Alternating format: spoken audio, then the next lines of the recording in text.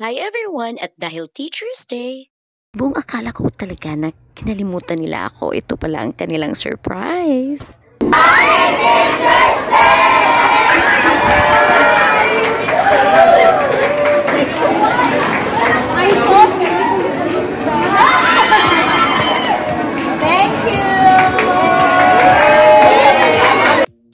At nandito ang saya-saya ni advisor. Yan, pinapaypayan pa nila ako. Binabasa ko din ang kanilang mga messages, mga surprises. May handa din silang cake.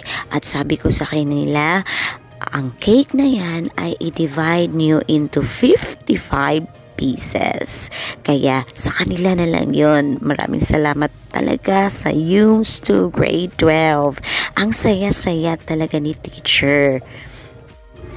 Naganap pala ito after lunch dahil sa umaga ang busy-busy nilang lahat dahil naging little teacher sila sa grade 11. Habang kami naman teachers ay may short program po para sa amin. Tingnan nyo ang nakahawak ng aking camera.